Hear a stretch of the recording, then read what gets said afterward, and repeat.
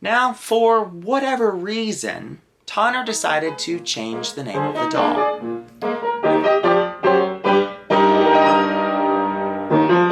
Hello fellow Aussians and welcome to the channel.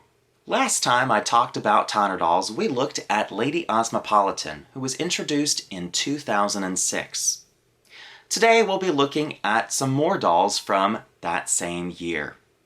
Just like the previous year in 2005, Tonner created exclusive new designs for both Glinda and the Wicked Witch, both as separate outfits that you could dress on some of the dolls, and some dolls that came with those outfits that he calls dressed dolls. Today we'll be looking at two more dressed Glinda and Wicked Witch dolls. These both also have the same limited edition number as the previous outfits and dolls did from last year of 1,500. Let's take a look at our first doll. And this is our first doll. This is Ambassador in Pink. She was the only dressed Glinda doll offered in 2006. What I really love about Tonner's dolls is how much he experiments with different silhouettes and pushing things in new directions. This is the first of what you'll see as many different Tonner designs that includes a floral theme for Glinda. All of the previous outfits and dolls that we looked at that Tonner designed for Glinda had a ball gown, ballroom kind of vibe. This is the first one to still have that silhouette of having that ball gown shaped skirt, but altering it in a new way.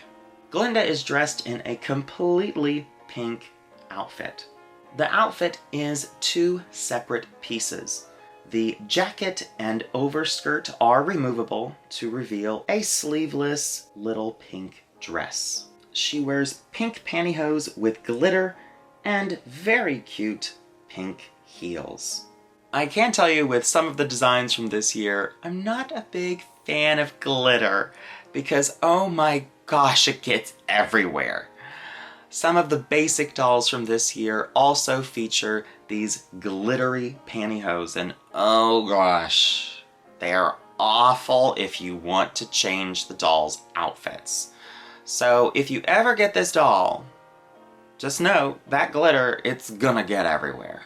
This is the final Glinda doll to feature Tonner's original tan skin tone. Somewhere in the middle of the production of creating the 2006 Wizard of Oz collection was when Tonner changed the shade that they were going to use for their dolls. And some of the dolls, like this one, feature that original skin tone, while some of the others feature the new pale skin tone. One of the most striking features of this doll is certainly her pink hair. Tonner called this color cotton candy. The headpiece is sewn into her hair, so it is not removable. But it's certainly beautiful. Her face features these wonderful pale blue left glancing eyes. This particular Glinda reminded a lot of people of Glinda from the play Wicked, especially with the entire thing being pink. While Tonner has never stated that his designs were influenced by Wicked or not, it certainly resembles at least some of the ideas from some of Glinda's outfits from Shiz University. Anyways, let's have a look at our second doll. And this is our second doll that we'll be looking at. This is Haunted Stroll. Just like with Glinda, this doll also has some interesting production history. This doll wasn't originally called Haunted Stroll. She was originally called Poison Ivy. Now, for whatever reason, Tonner decided to change the name of the doll. I've heard some people theorize that since Tonner acquired the rights to the DC Comics character Poison Ivy, that might be the reason why he changed the name of this particular Wicked Witch doll to Haunted Stroll. Whatever reason it is, unfortunately, we won't know. But if you do acquire this doll in her original packaging, you will see the evidence of that original name on the packaging. Stamped over that original name on not only the shipper box, but also the doll's box, will be the doll's new name. And underneath it, if you look close enough, you will see Poison Ivy stamped on that box. She's one of those few opportunities, we will see more, where the doll's name changed in production, and they had to change the name on the packaging.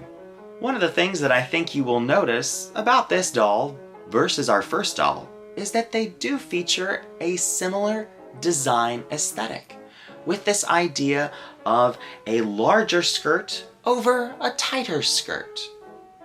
One of the things that I really love about Tanner's dolls is how he was able to coordinate and make little collections out of all of these different designs, and not only have them correlate design-wise, but also color-wise. This is another thing that I really love about the Tanner dolls, is that while this particular shade of green, for instance, is not that same emerald green that we saw with Lady Osmopolitan, it's completely different.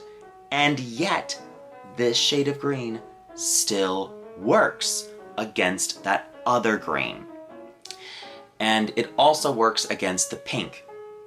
I'll put these two side to side later on for y'all to see.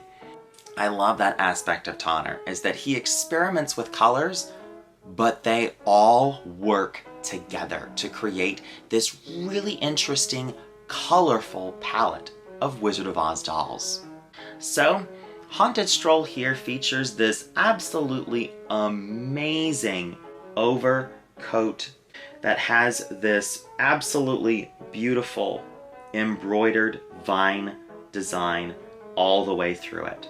And just like with Glenda, this is removable, and underneath is a fairly simple satin green dress with beadwork on the top. This is also the first Wicked Witch doll that I think I've covered that features a different hair color. Not only did Glenda get a new hair color, the Wicked Witch actually got way more than Glinda this year. Tanner experimented and really pushed those designs and just the amount of color that he could do with the Wicked Witch. And this particular Wicked Witch features copper hair. It looks absolutely beautiful against her green skin. The Wicked Witch also gets different colored eyes this year as well. This particular doll has these light brown eyes. It's really cool to see that not only was Tanner doing this, but also that Warner Brothers was okay with this. Tanner was really the first one to ever really transform and change the way that we look at these Wizard of Oz characters. And I like this interpretation of the witch, especially with the poison ivy idea, because, you know, poison ivy is dangerous to touch, as is the Wicked Witch. Wicked Witch gets these really cool, almost vine-like heels.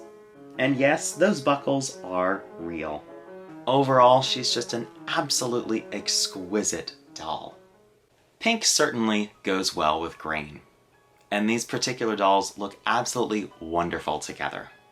I've always thought of this particular collection of Tanner dolls as being Tanner's Wizard of Oz Spring collection, with all of these different nature and also the bright colors. We haven't seen all of the other dolls from this collection, but there are also dolls with yellow incorporated into this as well, which just screams spring. Anyways, if you were to add either of these two lovely ladies to your Wizard of Oz collection, how much is that going to cost you? Out of the two, the more popular doll was certainly Glinda. And I've recently seen her sell for a little bit more than her original retail price of $150. So if you're able to get her for at least retail or under, you're getting a deal, but I have seen her sell for more than that. Now, Haunted Stroll, on the other hand, originally cost $200. Yes, I know. It was a lot of money back then. Anyways, I have not seen her sell for that much. I've seen her sell for around $150. But sometimes I've seen her sell for more than that. It just kind of depends on the day. But I have not seen her sell for over her original retail price. Part of this, I would say, is probably from the amount of Wicked Witch dolls that Tanner produced, especially this year. 2006 was really the year of the Wicked Witch, as there were more Wicked Witch outfits, more Wicked Witch dress dolls than any other year that Tanner made Wizard of Oz dolls. And unfortunately, I think there were just too many of them, resulting in people not knowing which ones to get, and maybe not getting any of them. I remember reading reviews back in the day of people's reactions to the Wicked Witch dolls from this year. And some people stated how they had bought Wicked Witch dolls the previous year, but they didn't want their entire collection to be filled with green-skinned dolls. So, the novelty factor of the previous year was starting to wear off this year. Of course, it's good news for you if you want any of the Wicked Witch dolls from this year, because they should be easier for you to acquire. Which one of these dolls was your favorite? Let's have a discussion down in the comments section. And if you liked that video, please give it a thumbs up, comment down below, and subscribe. New videos are posted every 2 weeks on the 15th and last day of each month. And if that doesn't satisfy your appetite for Oz, follow the link in the description to ozclub.org and join the International Wizard of Oz Club. Until next time, bye y'all.